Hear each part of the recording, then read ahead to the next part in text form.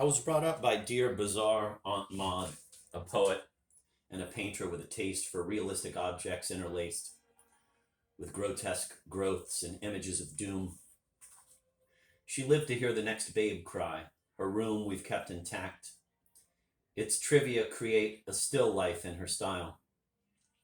The paperweight of convex glass enclosing a lagoon. The verse book open at the index. Moon, moonrise, moor, moral.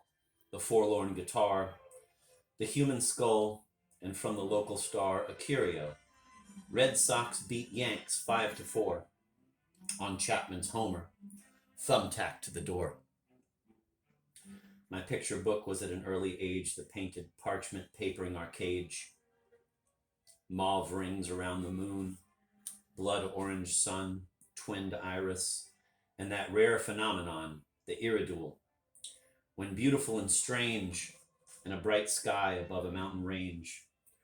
One opal cloudlet in an oval form reflects the rainbow of a thunderstorm, which in a distant valley has been staged, for we are most artistically caged.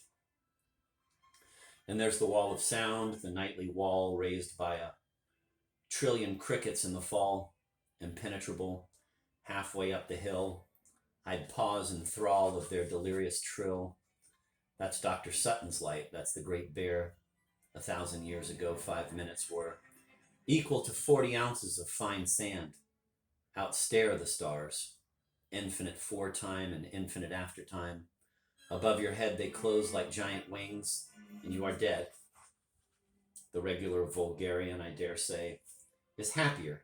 He sees the Milky Way, only when making water. Then as now I walked at my own risk, whipped by the bough, tripped by the stump, asthmatic, lame, and fat. I never bounced a ball or swung a bat. I was the shadow of the waxwing slain by feigned remoteness in the window pane. I had a brain, 5 senses, one unique, but otherwise I was a clowdish freak. In sleeping dreams I played with other chaps, but really envied nothing save perhaps the miracle of a limniscate left upon wet sand by nonchalantly deft bicycle tires.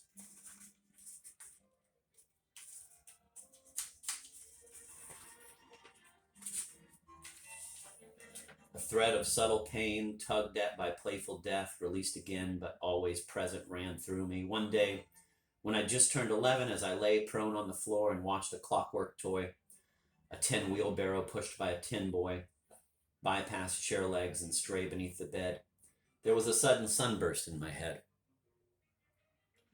And then black night, that blackness was sublime. I felt distributed through space and time. One foot upon a mountaintop, one hand under the pebbles of a panting strand. One ear in Italy, one eye in Spain. In caves my blood, and in the stars my brain. There were dull throbs in my Triassic, green, optical spots in upper Pleistocene, an icy shiver down my age of stone, and all tomorrows in my funny bone. During one winter, every afternoon I'd sink into that momentary swoon, and then it ceased. Its memory grew dim. My health improved. I even learned to swim.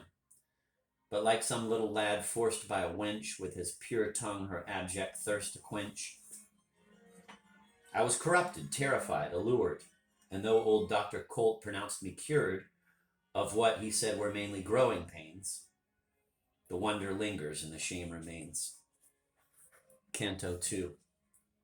There was a time in my demented youth when somehow I suspected that the truth about survival after death was known to every human being. I alone knew nothing, and a great conspiracy of books and people hid the truth from me.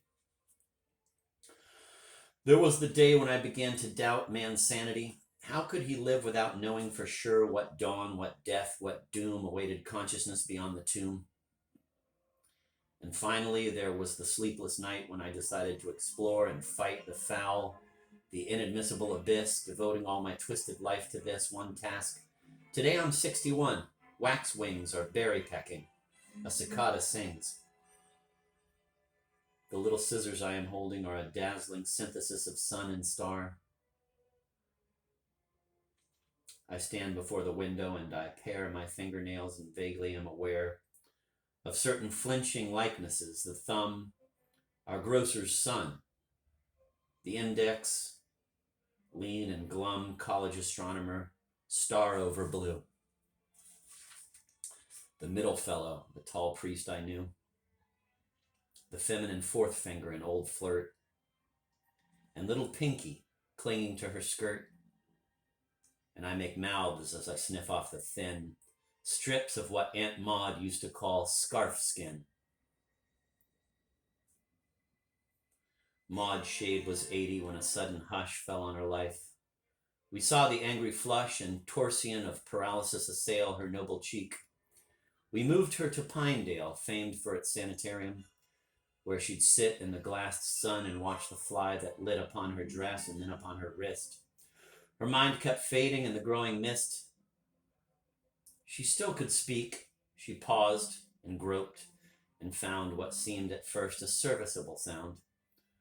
But from adjacent cells, impostors took the place of words she needed, and her look spelt imploration as she sought in vain to reason with the monsters in her brain. What moment in the gradual decay does resurrection choose? What year, what day? Who has the stopwatch? Who rewinds the tape? Are some less lucky, or do all escape? A syllogism. Other men die, but I am not another, therefore I'll not die. Space is a swarming in the eyes, and time a singing in the ears. In this hive I'm locked up, yet if prior to life we had been able to imagine life, what mad, impossible, unutterably weird, wonderful nonsense it might have appeared.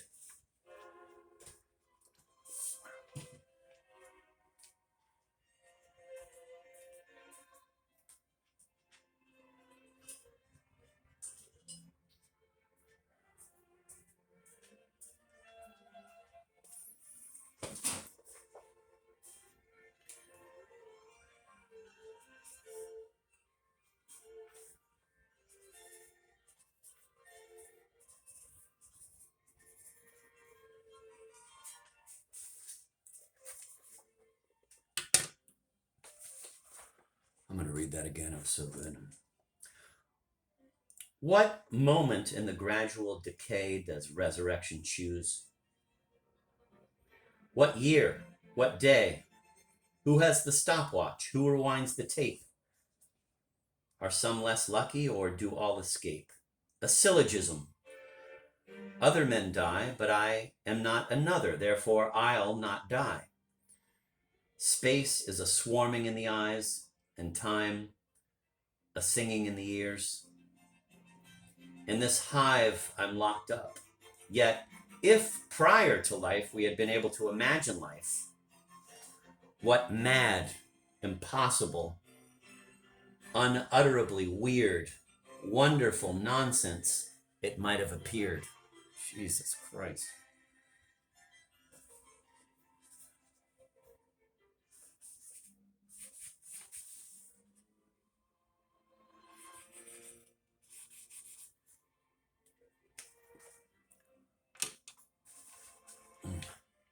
So why join in the vulgar laughter? Why scorn a hereafter none can verify? The Turks delight, the future liars, the talks with Socrates and Proust and Cyprus walks, the seraph with his 6 flamingo wings, and Flemish hells with porcupines and things. It isn't that we dream too wild a dream. The trouble is we do not make it seem sufficiently unlikely. For the most we can think up is a domestic ghost. How ludicrous these efforts to translate into one's private tongue a public fate.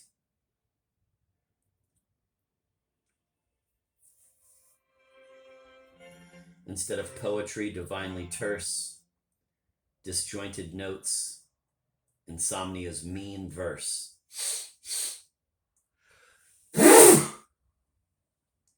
Life is a message scribbled in the dark, anonymous, espied on a pine's bark as we were walking home the day she died, an empty emerald case, squat and frog-eyed, hugging the trunk and its companion piece, a gun-logged aunt, that Englishman and niece, a proud and happy linguist.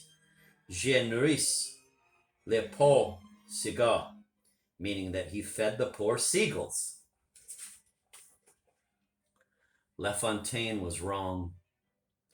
Dead is the mandible, alive the song. And so I pare my nails and muse and hear your steps upstairs, and all is right, my dear. Sybil, throughout our high school days I knew your loveliness, but fell in love with you during an outing of the senior class to New Y Falls. We luncheoned on damp grass. Our teacher of geology discussed the cataract. Its roar and rainbow dust made the tame park romantic. I reclined in April's haze immediately behind your slender back and watched your neat small head bend to one side, one palm with fingers spread between a star of trillium and of stone. Pressed on the turf, a little phalange bone kept twitching. Then you turned and offered me a thimbleful of bright metallic tea. Your profile has not changed, the glistening teeth biting the careful lip, the shade beneath the eye from the long lashes, the peach down rimming the cheekbone, the dark silky brown of hair brushed up from temple and from nape, the very naked neck, the Persian shape of nose and eyebrow, you have kept it all. And on still nights we hear the waterfall. Come and be worshipped, come and be caressed, my dark Vanessa, crimson barred, my blessed, my admirable butterfly. Explain, how could you in the gloam of Lilac Lane have let uncouth, hysterical John Shade blubber your face and ear and shoulder blade? We have been married 40 years, at least 4,000 times your pillow has been creased by our two heads. 400,000 times the tall clock with the hoarse Westminster chimes has marked our common hour. How many more free calendars shall grace the kitchen door? I love you when you're standing on the lawn, peering at something in a tree. It's gone. It was so small, it might come back. All this voiced in a whisper softer than a kiss. I love you when you call me to admire a jet's pink trail above the sunset fire. I love you when you're humming as you pack a suitcase or the farcical car sack with round trip zipper. And I love you most when, with a pensive nod, you greet her ghost and hold her first toy on your palm, or look at a postcard from her, found in a book.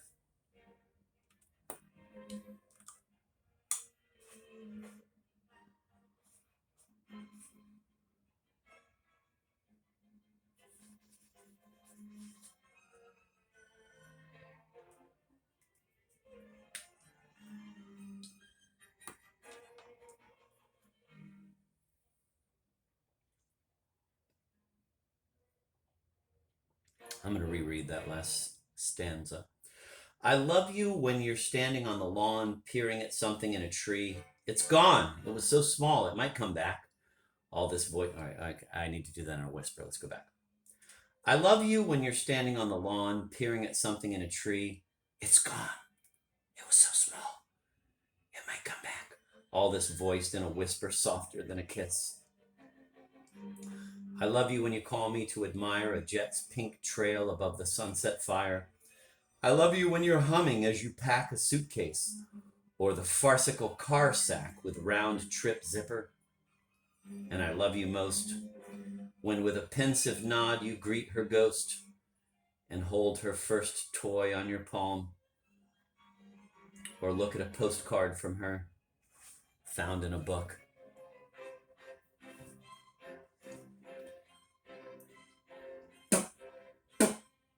She might have been you, me, or some quaint blend. Nature chose me so as to wrench and rend your heart and mine.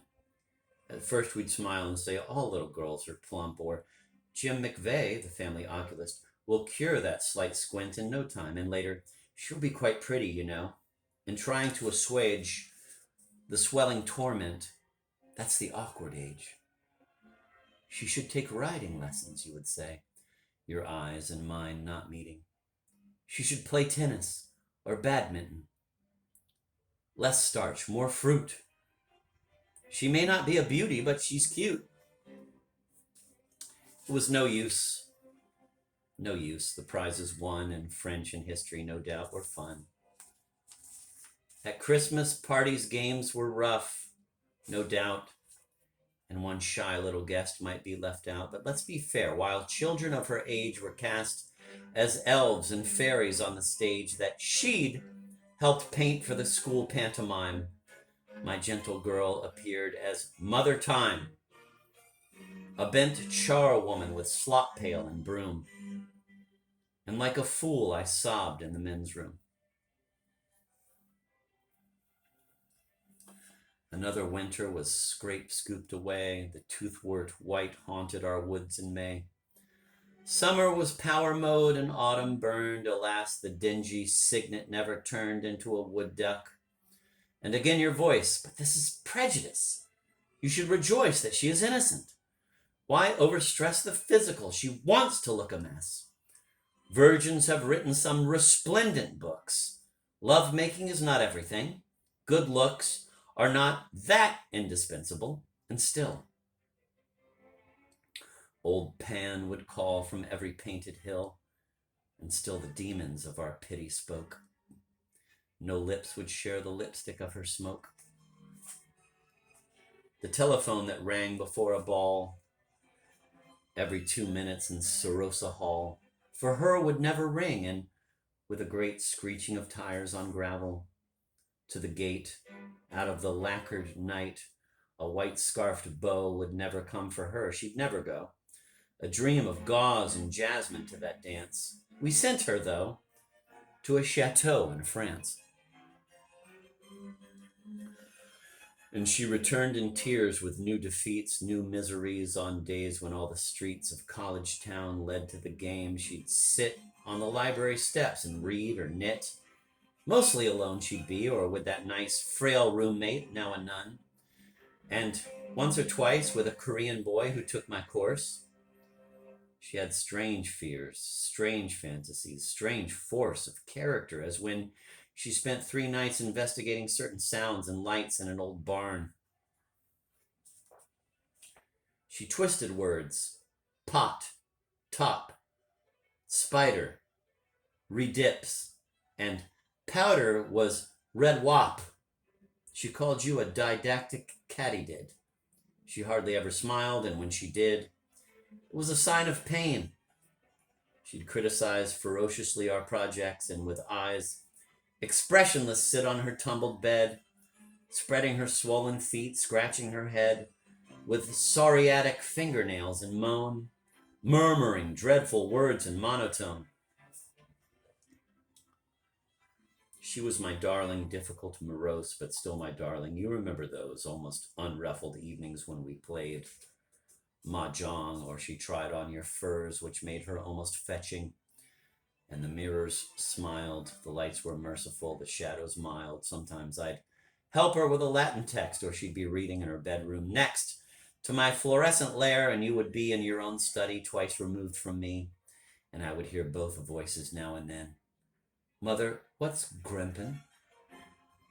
What is what? Grim pen. Pause in your guarded scholium. Then again, Mother, what's tonic? That too, you'd explain, appending, would you like a tangerine? No, yes. And what does sempiternal mean? You'd hesitate. And lustily I'd roar the answer from my desk through the closed door. It does not matter what it was she read. Some phony modern poem that was said in English lit to be a document. Engagé and compelling.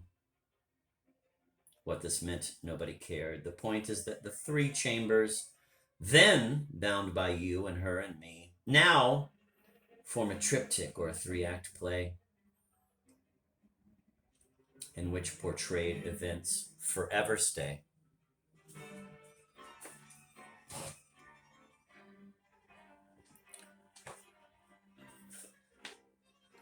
I think she always nursed a small mad hope. I'd finished recently my book on Pope. Jane Dean, my typist, offered her one day to meet Pete Dean, a cousin, Jane's fiancé. Would then take all of them in his new car a score of miles to a Hawaiian bar. The boy was picked up at 8:15 and knew why. Sleet glazed the roads. At last they found the place, when suddenly Pete Dean, clutching his brow, exclaimed that he had clean forgotten an appointment with a chum who'd land in jail if he, Pete, did not come, etc. She said she understood. After he'd gone, the three young people stood before the azure entrance for a while. Puddles were neon barred, and with a smile, she said she'd be de trop. She'd much prefer just going home. Her friends escorted her to the bus stop and left, but she, instead of riding home, got off at Lockenhead. You scrutinized your wrist. It's 8:15 and here time forked. I'll turn it on. The screen and its blank broth evolved a lifelike blur and music welled. He took one look at her and shot a death ray at well-meaning Jane. A male hand traced from Florida to Maine the curving arrows of Aeolian wars. You said that later a quartet of bores, 2 writers and 2 critics, would debate the cause of poetry on Channel 8.